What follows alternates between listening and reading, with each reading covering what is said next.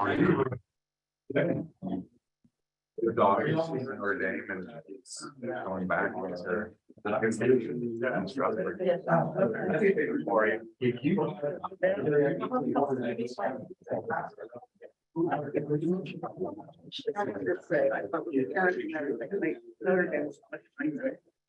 Hello, Jacob. Hello, Brian.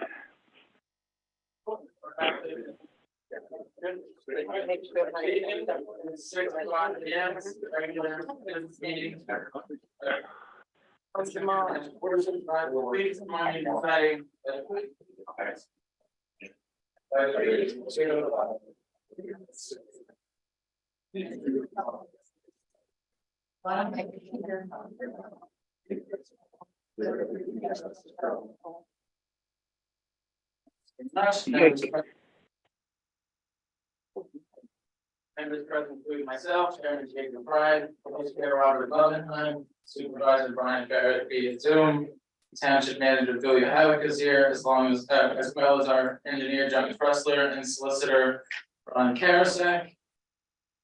By way of announcements, we have a Board of Supervisors and Planning Commission joint meeting to discuss parking requirements on May 1st at 5:30 p.m.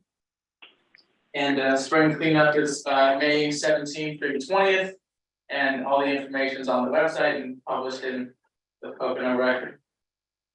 Next, we do not have minutes this evening, so I'm going to ask for a motion to table the April 12th minutes and next meeting. A motion. Motion by Mr. Lovenheim, all in favor? Aye. Next, we had originally scheduled a conditional use hearing for Shawnee Inn, continuation of our previous hearing. At 4:53, the board received a letter or a short email from Shawnee Inn indicating they would like to withdraw their conditional use request for 133 Worthington at the time. So technically, there's no hearing, but I'm sure there's questions. I don't know, Michael, you're kind of the only one that's take for them, seeing if the other dark matter, if you have anything. Sure. Yeah, 22, Michael. Yes, please. Michael Albert. Thank you. So I guess we were genuinely surprised at the sort of concerns that were raised by our neighbors and our friends. I actually had a good chat with John and Rob, and following our discussion, we landed on the decision to withdraw the application. Great, Ron. Thank you. Rob, Thank you. look at that. Do we close the hearing then? I mean. Well, you should formally close the hearing and then note that based upon the applicant or the email, that the matter has been withdrawn. So, Oh, yeah. and it's over. So moved. We would like to thank Shawnee Inn for withdrawing their conditional use application. We appreciate it. So Second that. please relay that to the other. Certainly will. It's good to have good neighbors that get along.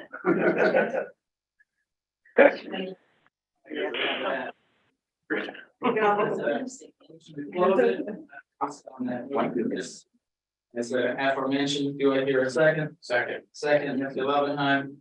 Any questions? All in favor? Aye. Thanks, guys. Aye. Thanks. We also have this gateway phase two, where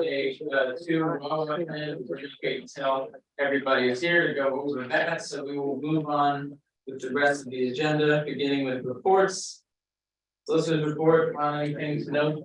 No, nothing to note other than later on in the agenda, we have issues, discussion regarding the airstrip road condemnation update. There's been activity going back and forth between the development authority attorney Wolf, and the developers attorney Kanzinger, and now John Travas on behalf of the Broadhead Creek Regional Authority, and there's some dispute as to who was supposed to look at what, et cetera. Our position is obviously we'll do whatever we are instructed to do in the sense that it is their project, not. And I prepared the declaration taking, it is ready to get filed with the courthouse. And there is now as to who are the proper defendants. Right. Again, the dispute between council as to should it be the Northeast Railroad Authority that took over railroads. They say no, it's not us. Should it be the Delaware Railroad Authority, which doesn't exist, or railroad doesn't exist anymore? Should it be the four neighbors that go along the railroad path, which if the property's been abandoned by the railroad, if property then goes to the adjoining neighbors, or if it should be something else. So at this point, I'm saying, you guys tell me what you want me to do. Again, it's your plan, not the township's. Right. I was asked whether or not we had the strip appraised. And I said, no, it has not yet been appraised because I want to know that this is moving forward, but if you want the strip appraised, I'm sure we can do that. We can get again a certified realtor to appraise that. And that was times they would have to reimburse us the cost. Well, they've already agreed to reimburse up to $15,000 Right. for this condemnation, so there will be money there. So if you want to schedule an appraisal when we get to that section in the agenda, we can discuss it. But other than that, that's the only thing that's been cooking. Obviously, the Smithfield Gateway Phase 1A-2 dealing with the potential Wawa and restaurant has taken up some time. And then just the usual activities and the usual things that come across our desk. So nothing that's earth shaking. Sounds good. John, I know it's not earth shaking, but there's probably a couple things you might want to know, if not later on. The only real thing I have, I think, is the Act 167, I can give you an update on that, but we should probably wait until it comes up on the agenda. Sure. Fair enough.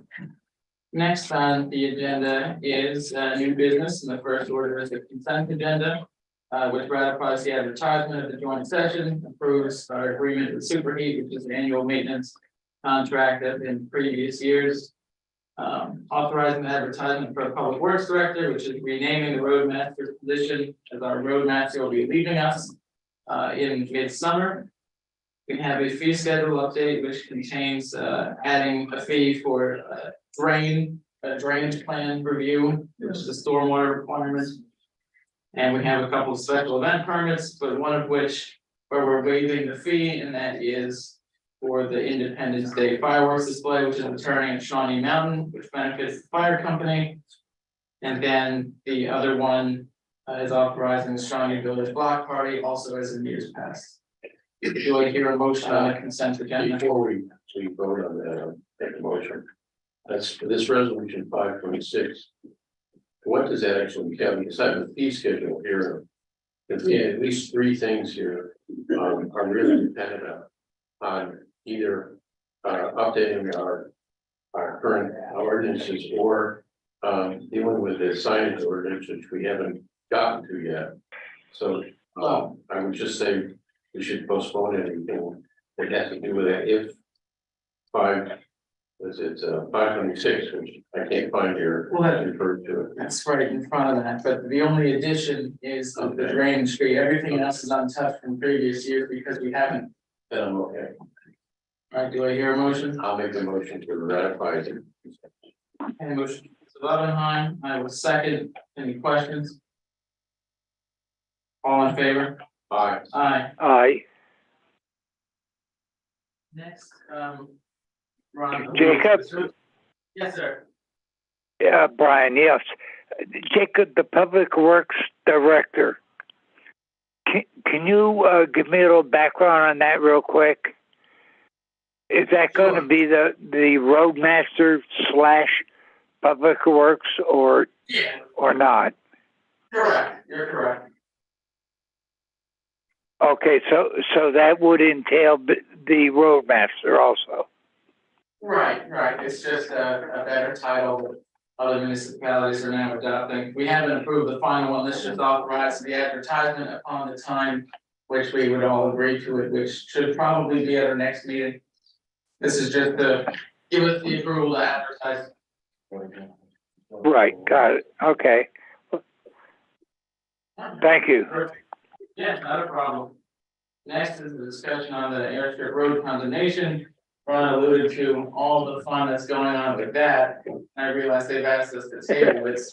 Well, I had prepared a resolution under a declaration taking the agency, in this case it's our township, has to agree to a resolution to the taking of the property. I prepared a resolution for that 500-foot strip that is in question. And I was going to ask that that be adopted this evening so that we could then move on with the filing of the declaration of taking. We've been asked to table that by Mr. Wolf. And I spoke with Attorney Kanzinger today, who is the attorney for the developer, and she agrees because there are really two issues with the resolution. Number one, do we have the right defendant in the condemnation? And in fact, there are some emails that say, maybe we may not even have to do the condemnation because we'll be able to find out who's who. Right. If we cannot, Attorney Provoznik is of the opinion that we can't proceed with any condemnation until the court actually abandons the roadway. So there's a pre-lawsuit that has to be filed before the declaration. And then Attorney Wolf is saying that he's suggesting some revisions to the resolution. So I sent a note to him today saying, with the resolution, make your changes so perhaps we can address this at our next meeting in May. And that's gosh. And it doesn't surprise me because I knew with all of these moving parts, et cetera, there was going to be some kind of issue, and well, here it is. So, Yeah, but we'll deal with Yeah. it. We'll work. fair enough. All right, well, I guess we'll look at that next month. Yeah, I would just ask that you table it or however Yeah, you want to do. It's just on for discussion, so it's not really on for official action, but that's up to you. well, for the record, I'll entertain a motion to table this item. I'll make the motion to table. Heard a motion, do I hear a second? I'll second it. Second, Mr. Barrett, any questions? All in favor? Aye. Aye. Next is a discussion on the Act 167 stormwater ordinance update, which has been an extremely fun topic for municipal leaders over the last several months. A lot of us attended a seminar on this or question and answer period by the Conservation District. John, tell us what happened. Well, I think the meeting that we all attended, was a result of the questions that arose when the draft ordinance was circulated that the townships were being asked to adopt as their model ordinance for their actual ordinance. The model ordinance they're being asked to adopt as their ordinance to replace their current Act 167 ordinance. Or the Conservation District suggested there were only minor insignificant revisions. It depends on your point of view whether that was true or not. A lot of the townships took the point of view that that was not true, that when they added buffer areas to ponds and lakes, which in Smithfield Township, there was a 50-foot buffer around ponds and lakes. Most townships there weren't any buffers. And they recommended 150-foot buffers.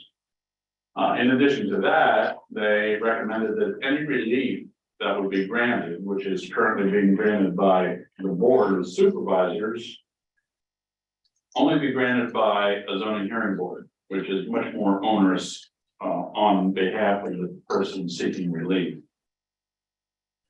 So this sparked a whole controversy. And so that is why the meeting was held a week or so ago. It was a question and answer period. A lot of questions were asked about the buffers. What was their intent? What was the science behind them? Their intent is water quality. I was pretty clear all along. The science behind them is much less clear.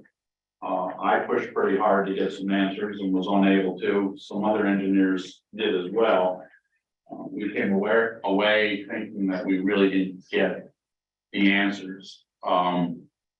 Also, Act 167, when it was adopted by the Pennsylvania legislature, doesn't really talk about water quality. It only talks about rate control.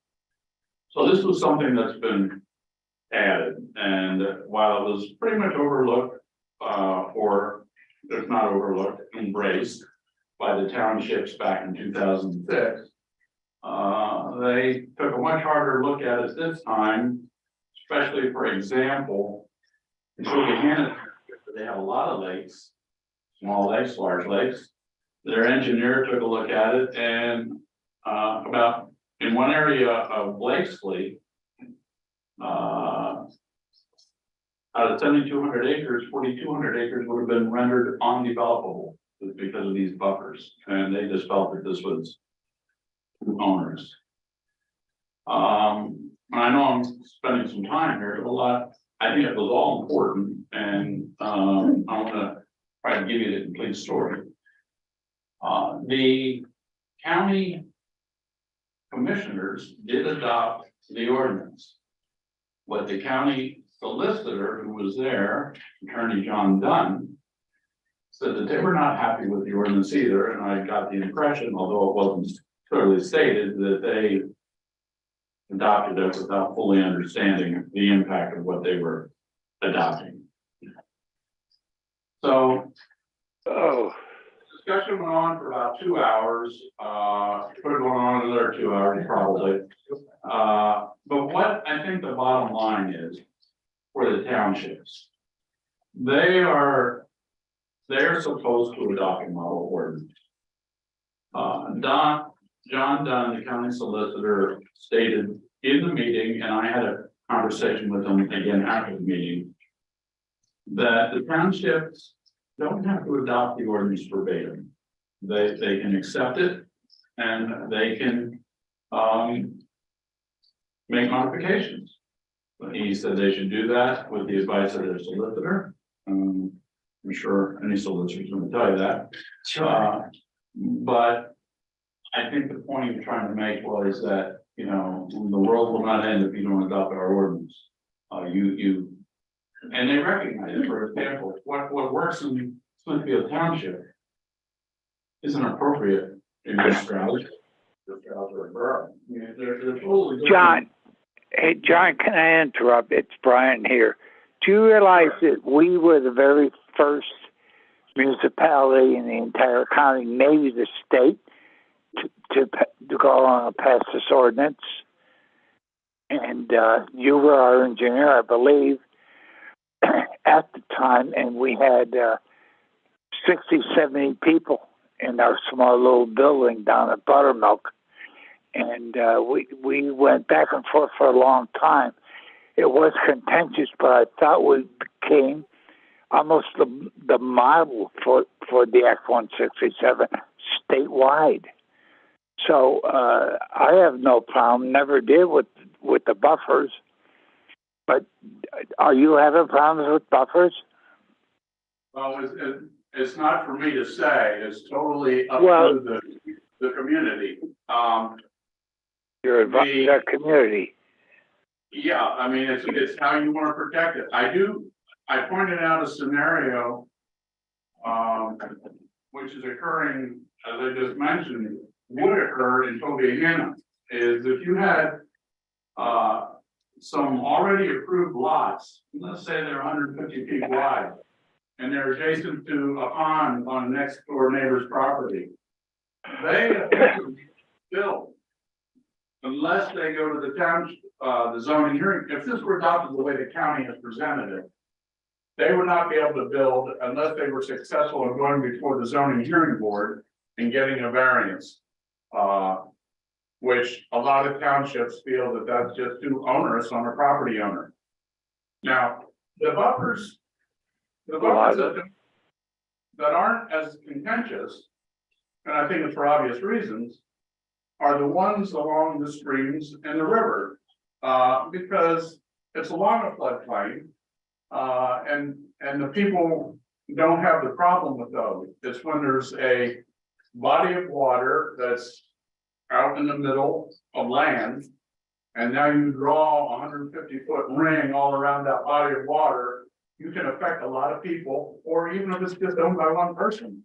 That quickly chews up a lot of. John, that's exactly the case and the scenario that one of the presenters made at our meeting, and argued that it would be a taking almost. Well, Did that word come up? Taking? that argument has been made by several people that it's a taking. But again, I'm only trying to provide the information. There's a little bit more I wanna explain to the board.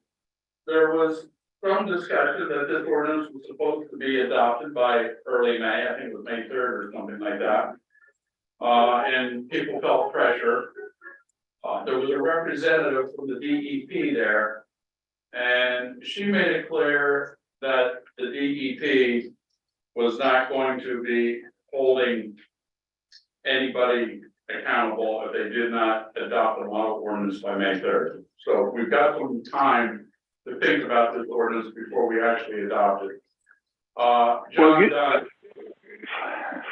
John, you're familiar with our ordinance, Yeah, all right? So I think we should speak only to our ordinance. I don't give a damn. I do, but Tobyhanna Township, that's another world as far as I'm concerned. Let's just talk about Smithfield. I am. As I said, we were the first, and we went through a lot of work, a lot of expert testimony, and we came up with the 150. Then there's many areas right across the river in New Jersey that are up to 300 feet. So it varies, no doubt about it. I would just want your comments to really be about Smithfield Township and what we have and what we could and should do. Well, I will get there. He's explaining the process by which he's rendering that advice. Right, because right now everyone's considering the same model ordinance. And had this discussion not taken place, I think everybody would have felt compelled to adopt this one model ordinance that's been published by the Conservation District. I think people came away from the meeting now understanding that they've got the flexibility to make adjustments as they see fit for their own municipality, which is what you want to do, Brian, and that's exactly what we can do. As I said, no one's going to enforce this deadline, and then actually, at the end of the meeting, it was pointed out that if we have flexibility, everybody who has the ordinance in place now really is in essence in compliance with the Act 167. So, with that being said, we are in compliance as a township with Act 167. And Yeah, what we wrote it, John. We wrote the damn ordinance. written, The first municipality in the entire state. But anyway, all right. We're mandated to re-adopt the stormwater plan every 5 years in accordance with Act 167, and this is the update that hasn't been done in 15 years, Brian. So that's why we're talking about this process. Well, I agree. No, I understand, Jacob. And I know there's a lot of pressure for a lot of people with special interests to weaken the ordinance. And we lived through that. And I just want to let you know that there's opposition out there that may not have the best interests of your community at hand. I don't disagree at all. All I'm saying is, my only disagreement that I can speak of, right now with the model is I think that the Board of Supervisors should continue to hear, those relief requests, but that said, What I was gonna suggest is on March 28th, we submitted a memo to the township. Where we took your existing Act 167 ordinances in place right now. And we added in red. All the proposed changes, which includes language and any changes in buffers, et cetera. I don't know if anybody's had the opportunity to review that or not, perhaps you haven't. Yeah, we have. What I would suggest is, you can do this any way you want. One way I could make it easier is if you give me some direction, I could go through and strike those areas of red which you're not interested. First, let me say, I think there's some good things in the new model. It's not all bad, no one talked about the good things. They only talk about the buffers and the who was going to grant the relief. But for example, we're always giving waivers to developers when they're calculating the stormwater methodology, because the old ordinance makes reference to one set of rainfall data, and the current NOAA data is better. And so we always give that waiver. Well, we include what's in the new ordinance, that will no longer require a waiver. It's in the new ordinance. So those types of things are good, and I applaud them. There's also some examples in there how people who are disturbing a smaller area, small square footage, how there's a shortcut method to do the stormwater infiltration calculations. They don't have to go through the long, complicated methodology. I think that's also good. And I would recommend that the township adopt those as well. So what I was going to suggest is, if the township wanted to give me some guidance, and you don't have to do it tonight, you can do whatever you want, because like I said, I think for all intents and purposes, even with our existing ordinance, we're in compliance. But if you would like, and you want to give me some guidance on the buffers, and who's going to be the arbitrator of waivers within the buffers, whether it's going to be the board or the zoning hearing board, I could go through and then mark up the ordinance as to what I think would suit your purposes, if that would help. that makes a lot of sense. I mean, I did review that memo that you had sent along that included the red line. I think if we can do that by our next meeting, I think that would make a lot of sense. It does. Now, Brian, just to make it clear, the 150-foot buffers along the streams, which is what you said you adopted back in 2006, that's still there, and no one's arguing with that. You only And don't forget, there's exceptions in that buffer. You, if you have a house or you want to put a house on it, it's your property. You have that opportunity. So it's not so. Well, anyway. Well, that's in the current one. The new one, I'm not sure those exceptions are still there, so we may want to take. Well, let's keep our old one. Well, I think some other people are starting to think that way. But like I said, there are some good things in the new one that we should adopt. That would be beneficial. Okay, fair enough. So we will talk about that and then in the meantime, move on. Next is grant applications. You would have to put this on. Yes, I wanted to follow up with the proposed PDDC grant application that I had mentioned, Robert had found. Robert and I both had time to go through, and unfortunately, the grant process is just way too complicated for us to go through. They asked for qualifications and a bunch of other things that frankly DCNR doesn't even ask for. With the deadline being May 1st, there's just no way we can apply for it. But I did find a records retrieval grant that we can go after, for basically $5,003 to digitize another portion of the township's documents. We have, I believe, until August to apply for that. Oh, wow. So that'll be coming down the pipe soon. And that's everything. That sounds exciting. So I think I sent you a copy of the Disabilities Council, and got a strong letter saying that what they seem to be doing by their process of cutting out projects which actually would be good for them, but it was impossible to apply under the circumstance. Okay. Fair enough. The next item would be the non-governmental contributions, but I don't think we didn't get the chance to discuss it with all three members last time. And there's a couple other things that are probably gonna take some time today, so I'd like to consider discussing this at our next meeting so we can have more input on that. If that's okay with the board. Yes. Thank you, yes. Next is the East Coast IT contract.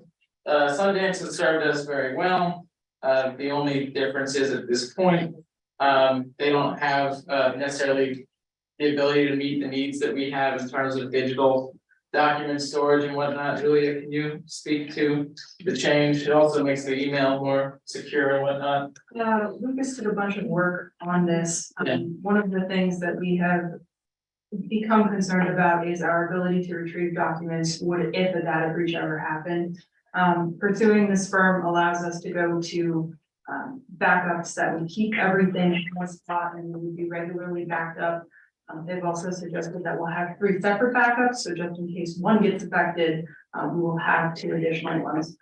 This will also allow us to create a communal server. So in the township, if I need to make sure that the document is available for everybody, like an F drive or something like that, that we'll be able to all access, instead of having to send a bunch of emails back and forth or sign on to a Gmail account to access Google to get it back. And it'll make everybody's life a lot easier in the office as we work through document processing.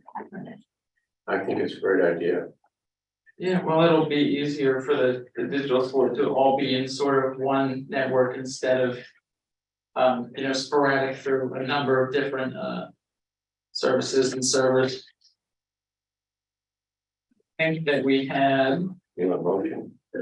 yeah, so our line item was 7,500. This will actually save us about $2,000, so it's a good deal. All right. So I'll make a motion. I'll second Robert's motion. Second by Mr. Barrett. Questions? All in favor? Aye. Aye. Aye. Next is a discussion about tree removal or consideration of tree removal at Waterfront Park. There are 2 maple trees that are marked, and there's also a pine that had broken in half and utilizes a bucket truck. And we got a quote from Dunkelberger's Tree Service based in Hamilton Township for $2,100, no tax. Ed feels more comfortable with them because of their insurance, and it's also over the septic line at by the party, so Also, they they do. Yep. Okay. I'll make a motion to accept and Dunkelberger bid for this. And motion by Mr. Levenheim to accept the bid. Second by myself. Any questions? All in favor? Aye. Aye. Aye. Next is consideration to award the 2023 ground maintenance services bid. We only received a bid from Strasser Nature's Helper, and the prices are generally consistent with what we've had before, and include all the same services that we had before as well. I see no reason not to at the lowest bidder, and they're the only bidder. Do I hear a motion on that? To accept the bid from Strasser Nature's Helpers. Motion by Mr. Levenheim, second by myself. Any questions? Yeah, Jacob, I recuse myself. Strasser is my son-in-law, and I don't want anything to do with it. Yep, let the record reflect, Mr. Barrett recused himself. All in favor? Aye. Aye.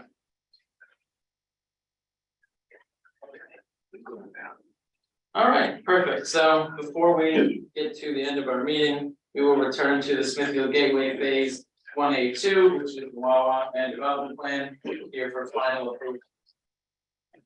Thank you very much. My name is Doug Olmsted, Development Manager for the developer for the project.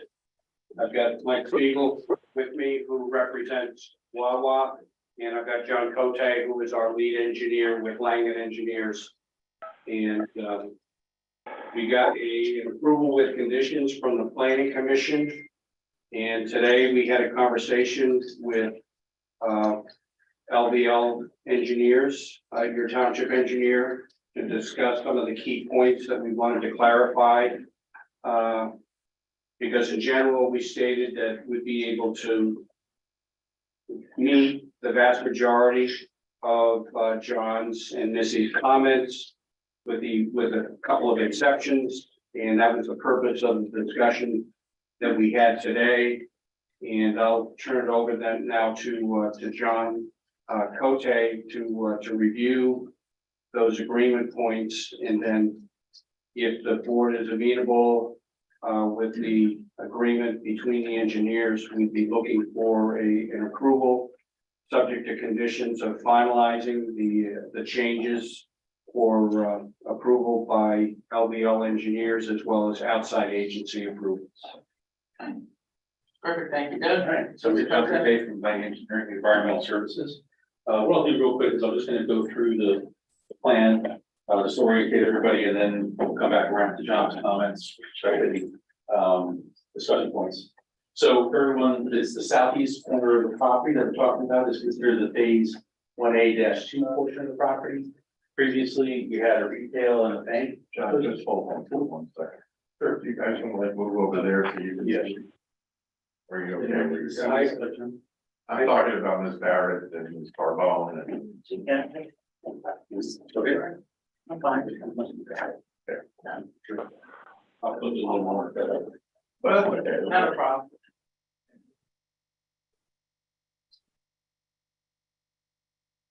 All right, John, sorry for interrupting. Okay, that's fine. So with reference to the area, it's basically to the east of the primary access drive coming in off of Route 209.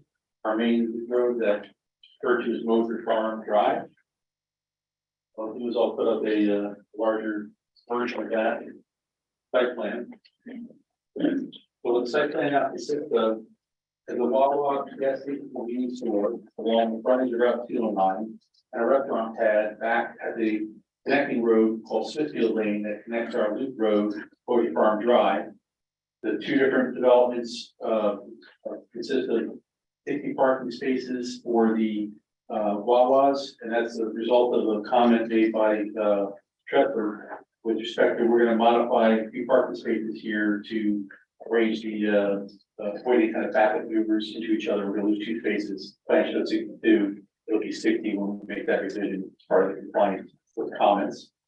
The restaurant has 41 parking spaces, and the site basically will be serviced off of the loop road coming in off of the Cody Farm Drive, an access point that we previously provided for the prior design.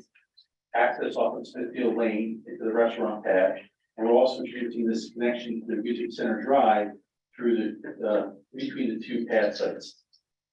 Site itself is basically positioned from a layout point of view compared to the old plan in similar locations. We retain the original stormwater infrastructure that's proposed on the east side of the site along Music Center Drive, as well as just adjacent to the Wawas, as well as adjacent to the restaurant. And that also includes that buffer component that's required next to the residential. So from a layout point of view, there will be a total of 8 pumps associated with the gas portion of the site. The Wawas is a 6,049 square foot building, and the restaurant is a 2,890 square foot building. The site integrates with the infrastructure that's previously approved for the phase 1 portion of the overall project. So we're talking about layout and accommodates the widening for 209, as well as the limits of Smithfield Lane and Moser Farm Drive. We designed the site basically accommodate the fire truck within the township's current facility equipment, excuse me. So on our plans, we illustrate the maneuvers that make their way through all the different portions of the site, supporting both the Wawa gas and convenience store, as well as the restaurant. And we've also routed our trucks, both the tanker trucks and the service vehicles, WB50 service vehicles, to the site as well. In the big picture, looking at the grading, the main roadway remains where it was previously approved. and we tied everything in, just for perspective. The Wawa pad is approximately 10 to 15 feet above the elevation of Route 209. And the restaurant pad and Wawa pad are very close proximity to each other, within a foot of each other's elevations. And that ties back to Smithfield Lane. As I mentioned earlier, we have our basins that we maintained on the east side, graded into and kept for the purposes of our water quality component of the project. Site also includes landscaping. We'll refer to this our landscaping plan for the purpose of this plan was what was reviewed through the engineering process, the review process. We are making some revisions to it to address comments, and in particular, because we have constraints on some of the areas where we're doing our work in, we have not met the tree count requirements, and through such in John's office, we're going to rearrange the trees and be compliant with the requirements for the board. So that'll be part of the submitted plan back to for engineering review. The project site, the way it fronts on Route 209, part of the component of the review was that along the frontage here, we are 10 to 15 feet above 209.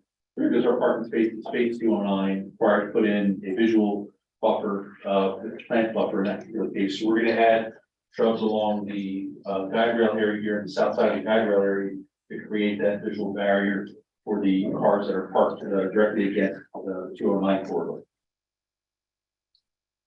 Looking at one of the things that came about from our last time, and we only submitted it separately, but we do have a final lighting plan that's proposed.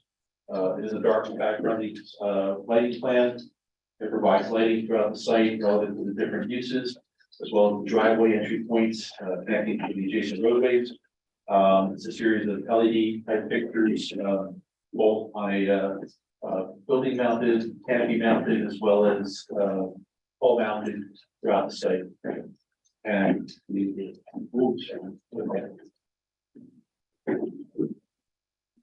relative, and just to kind of put a last piece, and I'll go over the review letter comment in a moment. On the stormwater side of it, we're complying with the requirements of stormwater relative to both the township and the conservation district. We're utilizing, again, the infrastructure we talked about before. We substituted a prior rain garden basin for an underground infiltration basin. The function of our swapping out, creating a new design, we either tenant. We're maintaining the drainage structures I referred to earlier. And this still ties into our overall system for discharge out that supports the overall infrastructure for the site, basically our master plan infrastructure system. So with respect to the letter, LVL letter dated April 11th, 2023, there were a series of 5 comments that we wanted to discuss, and we'll give you two items related to that. So going back to the landscaping plan, one of the questions was, to provide a pedestrian path between the two different uses. And the configurations of our islands, we would end up losing both an opportunity to meet our landscaping requirements and also parking requirements. I had proposed a additional sidewalk between the two. The tenants recognize that they don't need the sidewalk between them relative to their uses. So we're going to request that they don't provide that sidewalk between the two.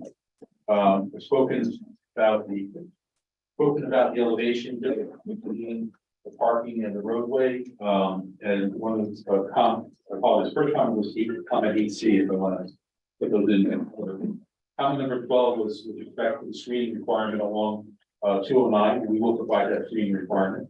Comment number 13 was the request for the subdivision. This parcel is already in part of the overall subdivision we made for the property, making this an individual lot within the overall master plan tract. The in between the two uses within there will be handled through a condominium agreement amongst them to create that separation of uses and cross access easements and shared resources. So instead of something in lieu of something. Comment number 45 was discussing the compliance with the landscaping, and as of today, being able to work through John's comment, we're able to come back and we will provide a plan that will meet the ordinance requirements for that. And the last thing was comment number 68, which was a request that we can adjust these driveways, I'll go back to the site plan for that. The driveways between the Wawa and the restaurant are shifted in order to accommodate a couple of different elements of the project. So they don't align, so this offset, this is what Mr. Truss was concerned about. So what we're gonna do is, we're gonna take up discussion, we're gonna make the exiting maneuver on the northbound side of the Wawa site, a right out. And the exiting maneuver on the southbound direction from the restaurant is a right out only. What that'll do is it'll separate the movements, so there won't be any conflicting movements coming through this intersection. And that was a discussion we had as a option to, instead of aligning the driveways, which would have eliminated parking and caused a deficiency in our parking, we'll go with the right out only scenario for each of these two driveways. So other than that, the rest of the comments to the letter is proper. We can address everything else to the engineer's satisfaction, of course, up to the engineer's satisfaction. And I think overall, that's the overall discussion. I can also bring up just quickly for reference, the elevations of the building, the Wawa is being proposed. The information provided for the town included elevations of all four sides of the building. The building has parking, if you're looking at the site plan, the building has parking on all four sides, or parking on three sides, excuse me, and loading on one. So it does look like a four-sided building, the way it's designed, appearance wise. The color palettes reflected here as well. And there was a floor plan that's included to show the nature of the merchandise of the applicant, the facility itself, and its seating, as well as the general amenities. I don't know. So for reference, this is in the package as well, and gives you the appearance of the building as well as the visual, including the signage that's proposed on the plan. The supervisor should be aware that before there would be any final motion, I'm going to review with the applicants the conditional approval form, the same form that was signed for phase 1A1. I'm going to go through with our engineer, check off which has to be done, and request that the applicant sign that, so it's very clear as to what conditions are being approved. Now, sure, it doesn't have to happen right now, because you may have further discussion, but before there is a motion to approve, I want to review this list. We should act on any waiver requests too, right? Well, yeah, this says here that if there's any waiver requests, they need to be noted on the plan, and certainly you would need to act on the waiver request this evening too, because if you don't do that, obviously, the plan doesn't meet design requirements, or design requirements don't meet the ordinance, et cetera. So, The planning commission recommended approval of all of those. yes, I think so. And I think all, correct me if I'm wrong, John, I think all were the same that were granted previously. That is correct. So it's nothing new. It's one that has been granted. I do have one more thing, gentlemen. Apologize for springing this on everyone. As everyone knows, I just returned to the township about 2 hours ago from Hershey. I did receive an email from Marshall Creek Fire Company. They have a question about the FDC for the building. That is what my email says, so I'm waiting to hear more from him. But if we could just make sure that there's a condition in there that they just talk, and I'm sure everything is fine. Actually, when I was gonna list the outside agency approvals, I had BCRA, Sewer Authority, NPDS, ENS, and the fire department. Okay, wonderful. We were including the fire. Both department. firefighters. By the way, it's both Marshall's Creek and Shawnee fire companies. Building is proposed to start building, and will be a fire department connection with further fire departments. Yes, yeah, Jerry just says he has a question about the FTC. So I don't know what that entails, but I wanted to make sure. Once the plans are available, we will make a copy of them, because that'd be part of the building permit application, as well as the land development. Yeah, they'll meet code with respect to the requirements. Not a worry, all right. Right. Well, you want to go through the potential conditions here? I'm gonna just read what I have here, and John needs to say yes or no, and if there's other things we need to add, we need to add them, and then we'll see if the applicant agrees to them, and if so, then we're gonna ask that it be signed, and then it would be in a position for a motion, so. All right, John, I have your planning module approval or exemption, yes, no? I don't know the answer to that. We're Exemption. is an exemption. It's Did you get all that up front? or- Yeah. Okay. Yeah, because if you remember, there was a certain number. Still in process. Yeah, no, it's, if you remember, there were a certain number of EDUs that were transferred from the former Chelsea site over onto this property, and there is a letter that's already in existence with the, from DEP and the sewer authority. And there are still EDUs available to satisfy phase 1A2. So then it's just an exemption. Yes, Right. And that has to be done. no, well, it's already in place. In place. That's what it's not applicable. Okay, Correct. then it's not applicable. Written certification from the township sewer or other authority as to ability to hook up and or available capacity. I think that's the same thing. Okay. Written certification for Broadhead Creek Regional or other authority. Ability to hook up and available capacity. They have that too in previous. Okay. Monroe County Planning Commission review. That's been done. Monroe County Conservation District review. That's in process. So that has to be done. Correct. Okay. Soil erosion and sedimentation plan. Has to be done. Okay. Any other stormwater plans, plot or grading, NPDES, et cetera, Well, that does include NPDES, the ENS adequacy letter. All right, so that needs to be done yet? Yeah. In process. Okay, that's all I have is to be done, and then there'll be a check mark for date done. This way then the township and everyone knows when it can be moving forward, so. Okay, do we need a PennDOT or a highway permit or a township driveway permit? We'll need a township driveway permit. Okay.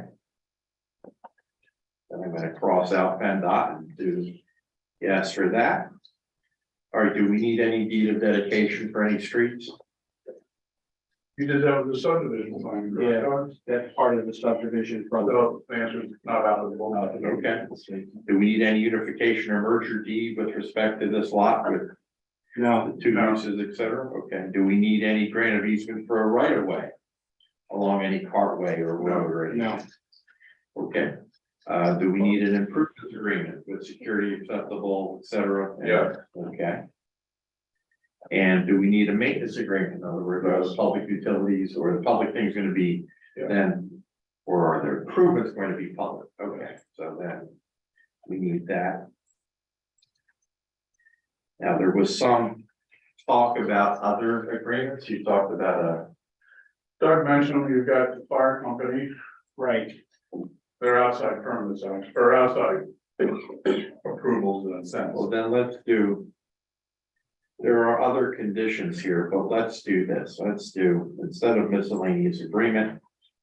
With permission of Mr. Petras and the engineers, let me write in here, outside agencies. Okay. And now, give me the laundry list there of that again. BCRA, BCRA. yes. Okay. SSA, Okay. MCCD/DEP, Okay. and the fire department. All right, so is that a special fire department? Like, is it Marshall Creek, Marshall Creek Fire Department? yes, because, just as a sidebar, that's who we dealt with as far as the Knox box for the medical office Okay. building, so they're the official fire department. Okay, so I have just MC Fire Department, we'll know what that all means. Right.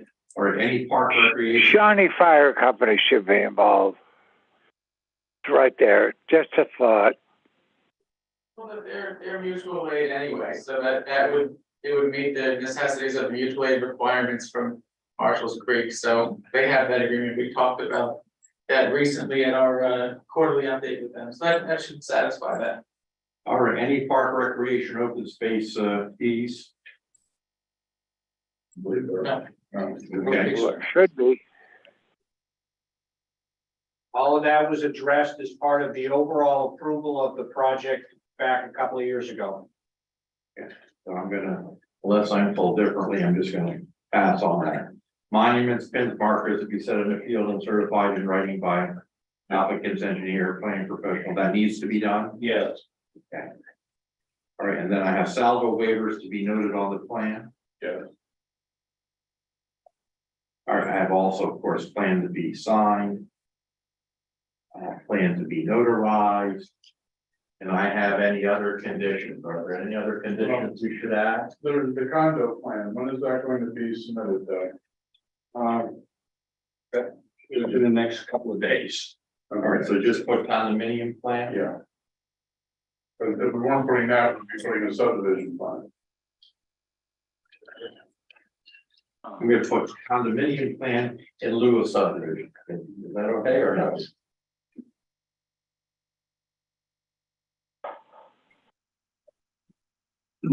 Okay. And normally we do not put any dates on these things because obviously it becomes difficult to determine and look into the future as to when things can be done. So I'm just gonna leave that blank unless the board tells me differently.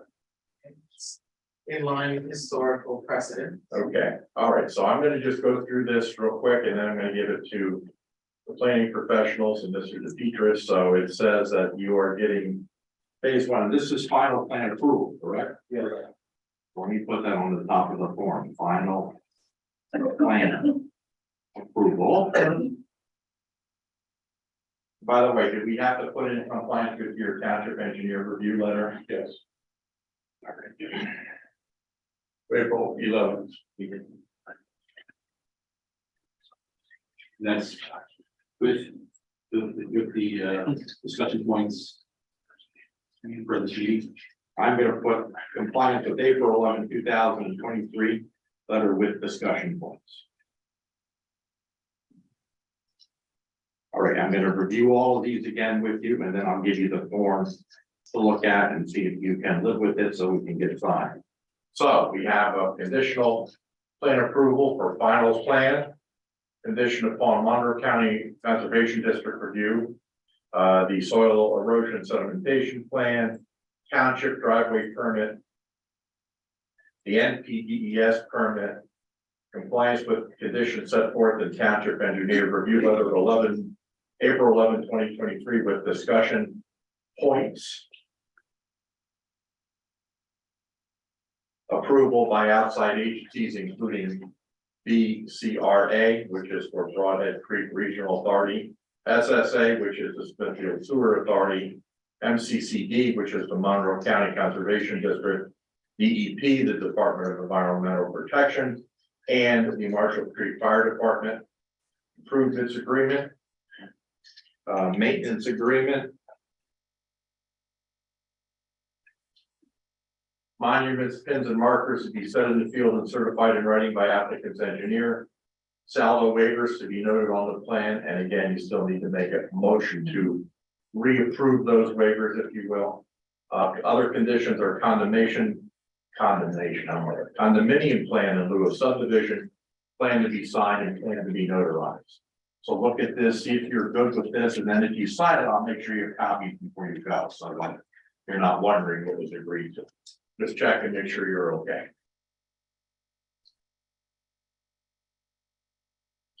And again, that's the same form we used for phase 1A1. And apparently it worked okay because the building is there. Yeah. And only because of the magic of Mr. Peters. Just as a procedural note, we'll hear the individual waivers and then we'll make the motion on the final Yes. plan. Yeah, don't, just want to make sure they're okay with that. They sign the conditions, then you don't motion on that yet, do the waivers first. Yeah. So that they are, so we good with that, guys? Yes. Thank you so much. I'll make sure you guys get copies. Okay. And this is Mr. DePietris' signature? Yes. Okay, so we need to circle landowner there, okay? Or authorized. All right, so now, Mr. Cote, perhaps you should just briefly review the salvo waivers again so that the board refreshes their recollection of them before they act. Sure. So we provided a letter dated February 24th, 2023 that outlines the waivers. related to this final development plan for land development plan for phase 1A-2. John, I'm so sorry. Can you repeat that date for me? Oh, sure, it's February 24th, 2023. Thank you, sir. So that outlines the waivers, and there's 11 total on this report.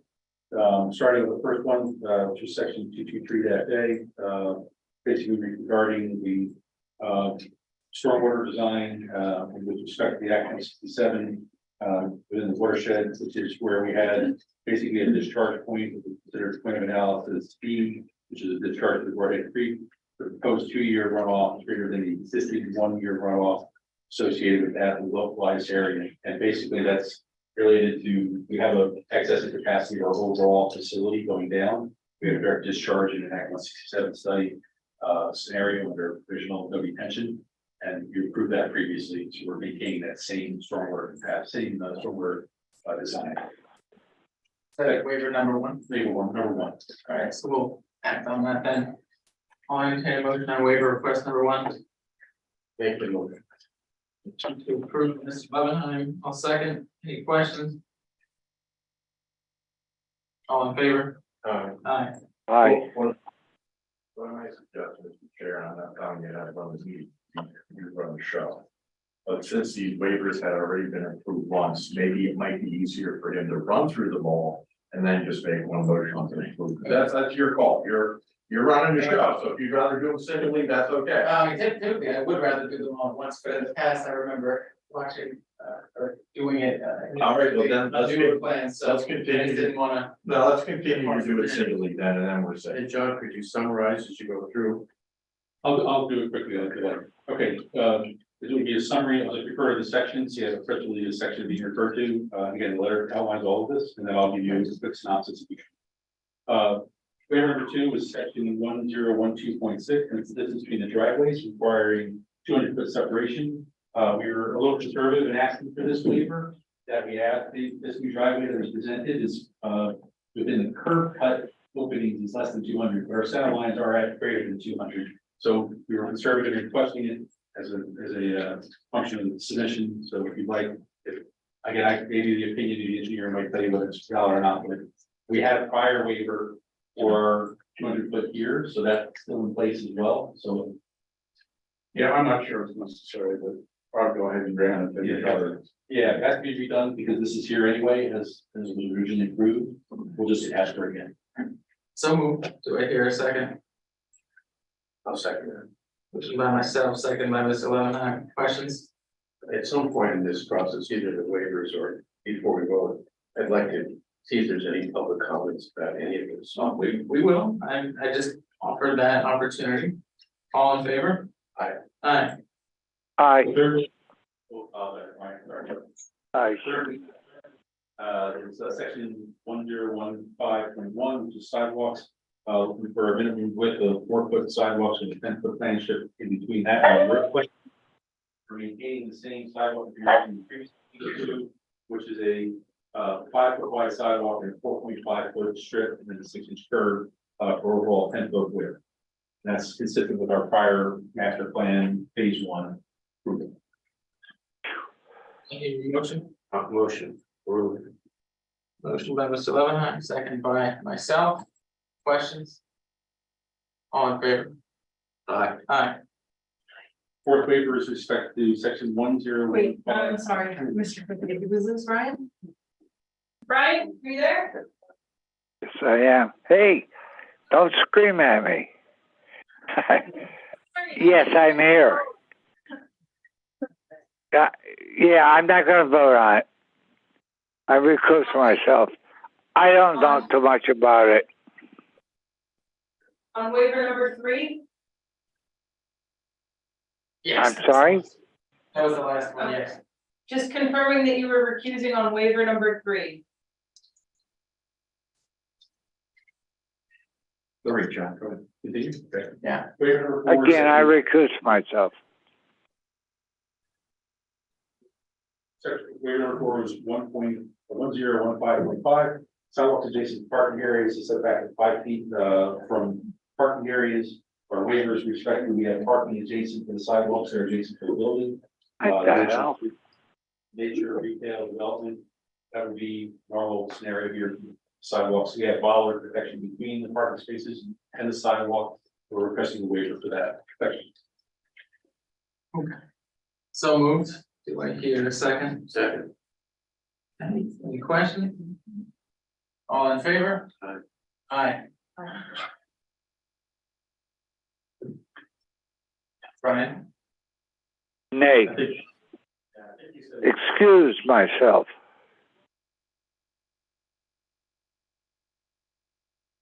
Okay, all right, number. Okay, number 5 is section 1024.10, minimum curb radius of parking areas of 5 feet.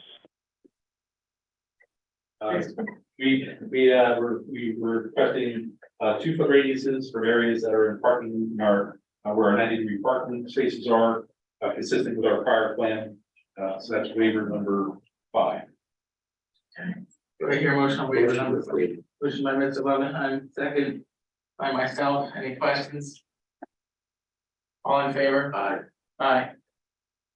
Next waiver 6 is section 1101.1.1.a. Jeez. Jesus, what? Are you gonna vote? Correct. No. Would you rather I just list the sections in order? You're totally fine, John. Continue. Section requires min 3-inch caliper. We've requested 2.5 to 3-inch caliper, as we did previously on our phase 1 approval for the overall infrastructure. Same waiver we're requesting this time. Okay, motion by myself, Second. second by Mr. Levenheim. Any questions? All in favor? Aye. Aye. Aye. Next waiver, section 7, section 1101.2.a. It's another street tree requirement for 3-inch caliper. Again, we're proposing that same 2.5 to 3-inch caliper based upon the anniversary side of the same waiver as previously requested. Motion approved. Motion by Mr. Levenheim, second by myself.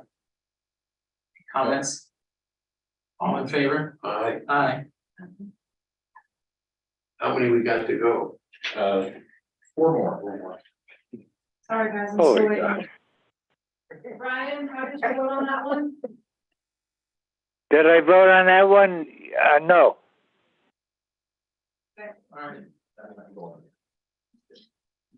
Number 8 is there should be a minimum wind shear change for and 3 shrubs for every 30 linear feet of stormwater facility perimeter. Based on our design that I referred to earlier, this basin here has a vertical element here that we can't plant on. So it's the same request we had last time with the embankment of that portion of the basin for requesting a waiver from that section as well. Motion to approve by myself. I hear a second. Second by Mr. Levenheim. Any comments? All in favor? Aye. The next waiver section, next waiver number 9 is section 1301.7.S.2. Is a requirement that pipes be aligned by their crown rather than by their invert. With our site design, we would align them by invert, and it's consistent with our prior site design for stormwater as well. Motion by myself. Do I hear a second? Second. Second by Mr. Levenheim. Any comments? All in favor? Aye. Aye. Next section, next waiver section, number 10 is from section 1301.7.S.3, which is that within an inlet, the minimum drop between the inlet and the outlet is 0.2 feet, minimum 2 inches, excuse me. We are using 0.1 feet, which is slightly short of 2 inches. Consistent with our prior design, our prior approval, asking for the same waiver. So moved.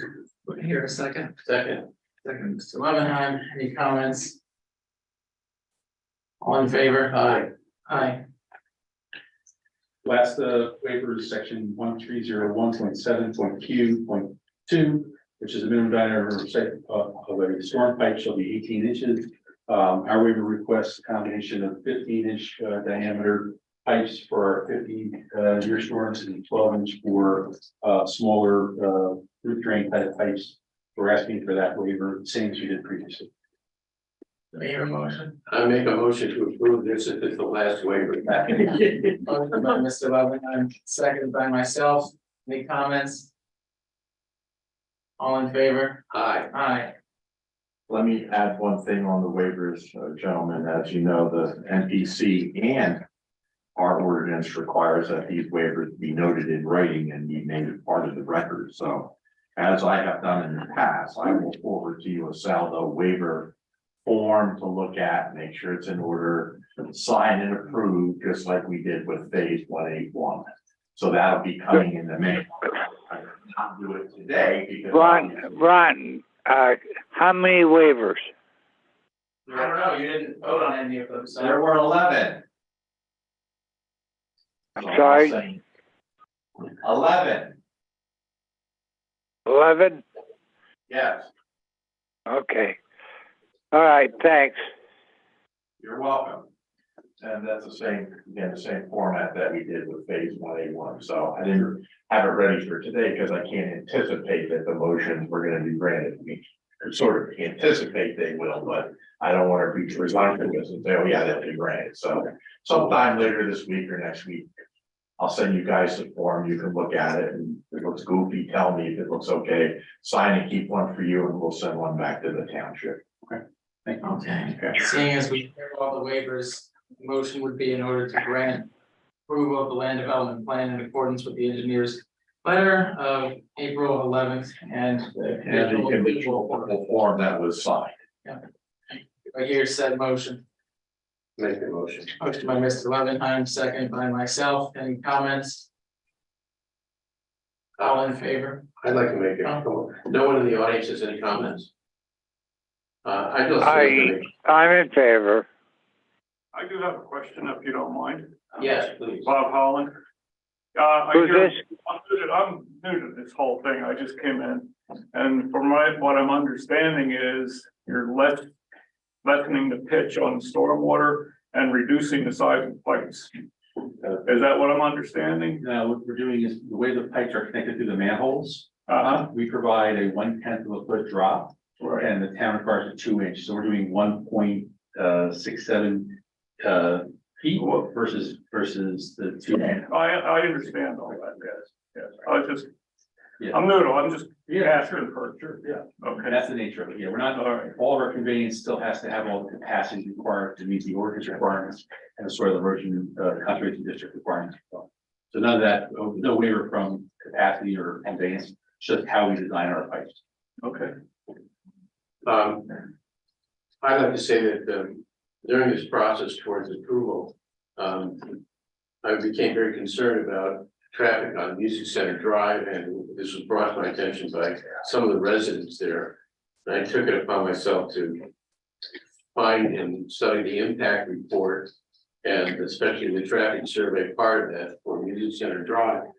And what I found was essentially the traffic there now, the traffic after this construction would be a wash.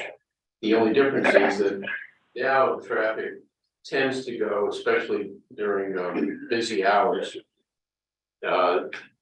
west to east, that is going towards Route 209. After this, because the Route 209 intersection would be only a right in, right out. The traffic seems to flow somewhat from there, but somewhat on the driveway at Wawa and also the Smithfield Lane driveway tends to go west. In other words, it's for local residents who are going towards Franklin Hill Road. So it reverses a little bit. There's really no difference, and there's no discernible impact of any traffic that would be more than it is now. Do we have a traffic report, Robert? Yes, I read Official. the traffic report, and copies were distributed to the planning commission. Alright, all in favor? Aye. Aye. I got a recuse. What is the private interest that would require refusal?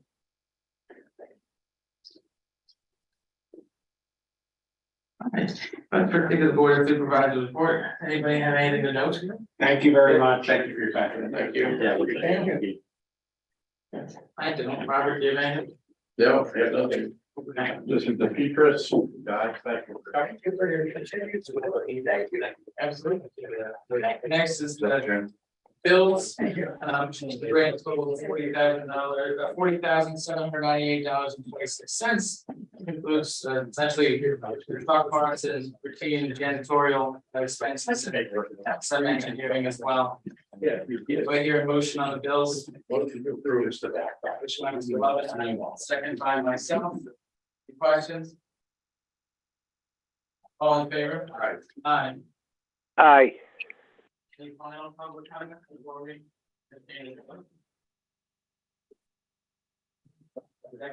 Yeah, just a lot of times said there'd be a right in, a right out. Does that mean at Music Center Drive, you won't be able to turn left anymore as you come down 209? You can turn right into the center of Frontville, right? You can turn right out of Music Center onto 209. But you cannot go from Music Center and make a left turn onto 209. That'll be changing, right? Yeah. You kind of present, yeah, no traffic light going there? There won't be traffic there, but PennDOT calls a pork chop. That's sort of a triangle, and there's really no reason to use that road to go right, because what we'll be doing is coming up against the new light that will be at Mosher's Drive. So why would you put another light between you and getting onto 80? You would probably just go through Smithfield Lane, come down Mosher's and make a right turn there. Okay, thank you for the clarification. Okay. Do I hear a motion to adjourn? Motion to adjourn. So, favor? You're kidding. Take home. We're adjourned at 7:16. Fine.